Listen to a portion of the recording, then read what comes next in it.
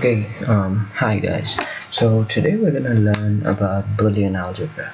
So what Boolean algebra is basically the algebra of zeros and ones. In Boolean algebra, you can only have two numbers, zeros and one.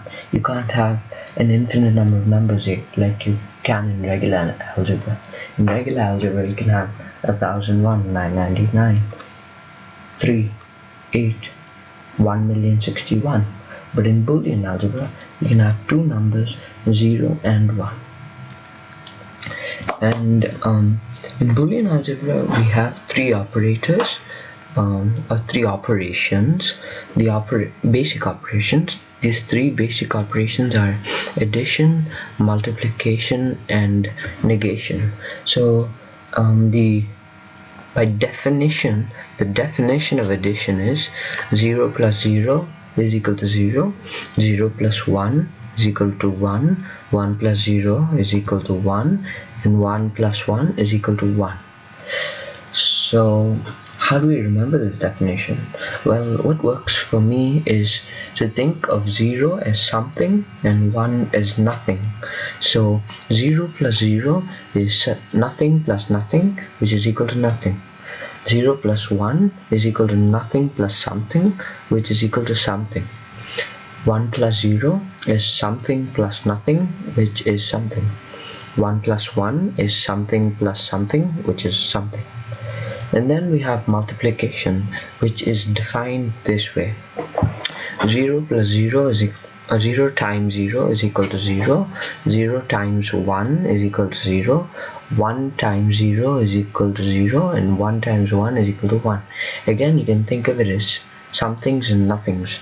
0 times 0 is nothing times nothing, which is nothing. 0 times 1 is nothing times something, which is nothing. 1 times 0 is something times nothing, which is also nothing. And 1 times 1 is something times something, which is something. So when we write down Boolean algebra, this asterisk multiplication sign is usually instead represented by a dot between the numbers. Instead of an asterisk, there's a dot. Either there's a dot or it's not represented. There's nothing at all, like how in regular algebra we write xy but we mean x times y. It's either a dot or not represented at all.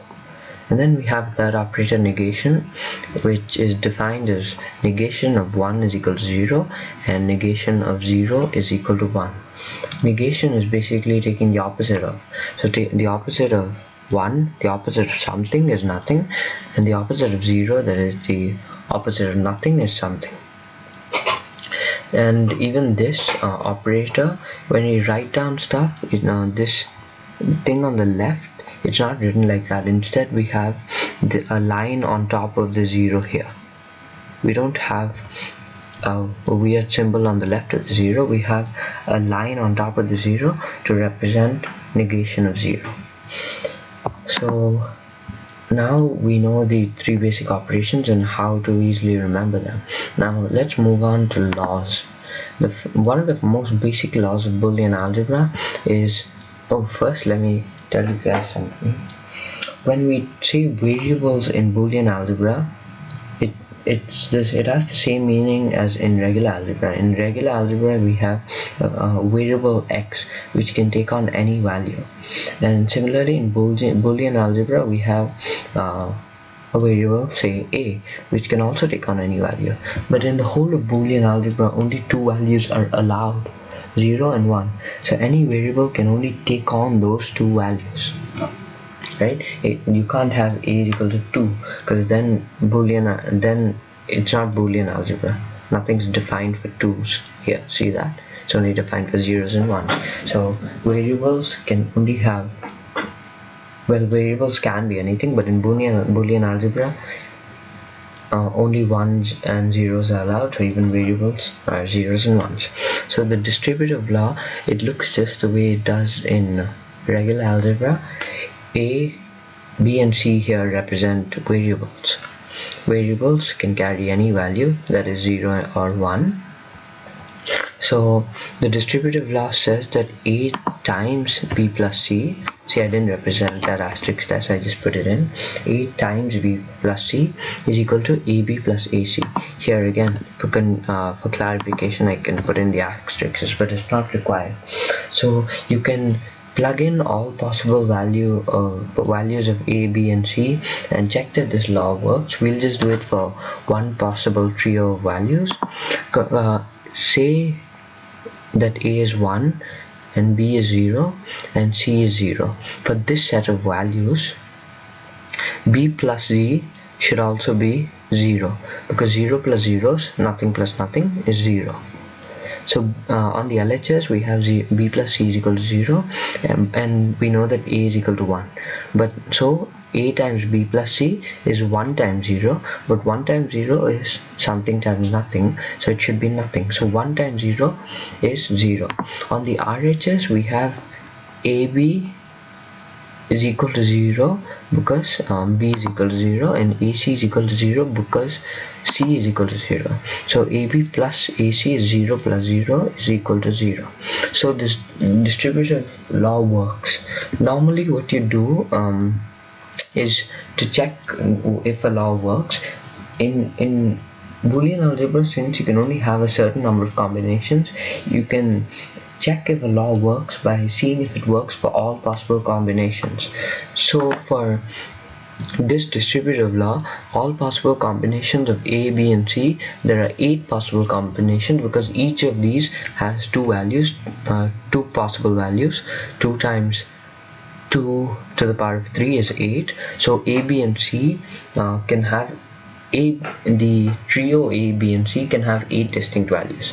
So normally you make a table of these 8 values of A, B and C, and then you check you do the LHS and the RHS and check if they're equal. This is just equivalent to taking all possible values of the trio and seeing if it works out for all values. You just do it in a convenient tabular form, and that's typically called a truth table. If you look up a truth table online, you'll understand what I'm saying. And then we have another law, which is negation of A negated is equal to A. This is pretty obvious. A negated means opposite of A, so opposite of the opposite of A is A. That law should be obvious. We can check if it's true by considering all possible values of this system. Since it only has one variable, there are only 2 possible values for the whole system. A can either be 0 or 1. If A is equal to 0, opposite of A is equal to 1, and the opposite of 1 is equal to 0, so it works. If A is 1, this little bracket stuff, opposite of A, just these two, I can't highlight it, but it's those two I'm talking about. If A is 1, then the stuff within the bracket is 0, then when you negate it again, it becomes 1. So this law works both for A is equal to 0 and A is equal to 1. So it is a law because it works for all possible combinations. Another law is A plus 0 is equal to A. If A is equal to 0, then 0 plus 0 is equal to 0. But if A is equal to 1, then what this is saying is 1 plus 0 is equal to 1, which we know to be true, because something plus nothing is equal to something. Basically, if A is nothing, then this whole equation will be nothing, because you're not adding anything to A, you're just adding nothing to A.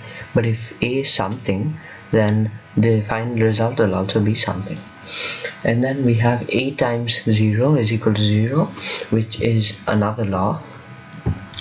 Now if A is equal to 0, then you have 0 times 0, which is nothing times nothing, is equal to nothing. If A is 1, you still multiply that 1, which is something, by this nothing, so you get nothing. Basically, regardless of what value A has, you multiply it by nothing. So no matter what you multiply by nothing, you get nothing. So the result is always 0. It's independent of A. Similarly, I wrote this law wrong, just give me a sec. Similarly, A times 1 is another law. A times 1 is equal to A. Now if A is equal to 1, then what this equation is saying is 1 times 1 is equal to 1, which is true. Now if a is equal to 0, what this equation is saying is 0 times 1 is equal to 0, which we also know to be true. So there are several laws like this. We'll look at most of them later, but now let's try to evaluate some Boolean expressions. Let's first try to evaluate AB plus AB negated. Now we know the distributive law, so we can take A out as a common factor and write this as, oh sorry about that, so we can take A out as a common factor and write this as A multiplied by B plus B negated. Now B plus B negated has to be 1. Why? Because if B is 0, then B negated will be 1, but if B negated is 1, B will be 0.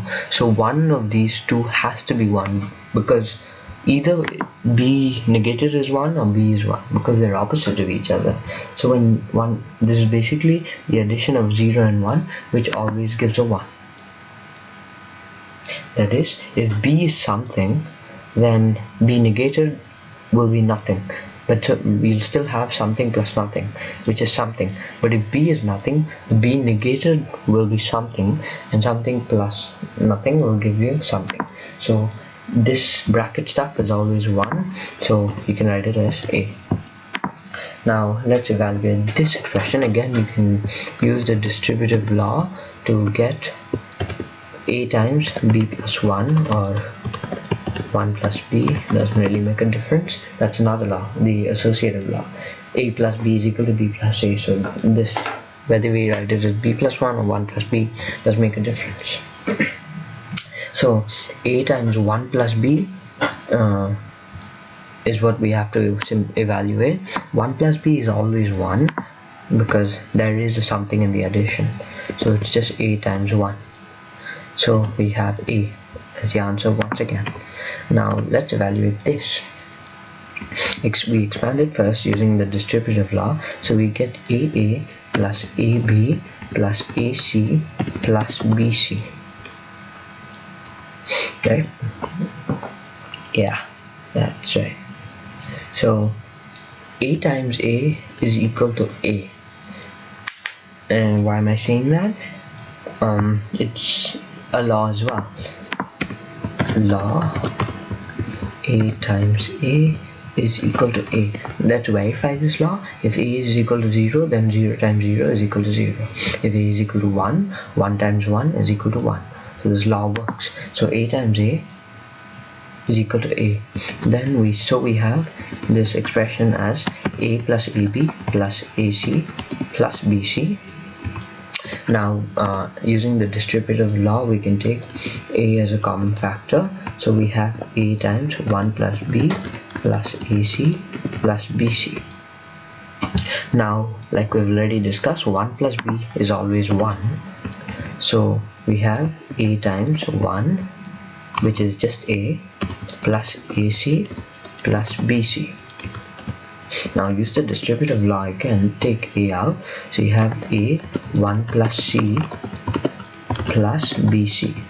Now again, this 1 plus C has to be always 1, because you're adding C to something, regardless of whether C is also something or if C is nothing. The 1 plus C will be something, because when you're adding, if you're adding two heaps of oranges, say, and you already have one heap which has something, which has some number of oranges, regardless of whether the other heap has no oranges or some oranges, you get some oranges in the end.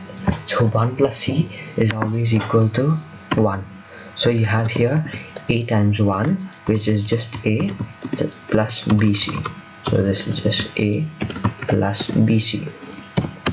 So this is sometimes even written as another law, A plus B times A plus C is equal to A plus BC. But basically all of these can be derived from first principles in the distributive law, which you can in turn verify by verifying it for all possible combinations. So see you next time.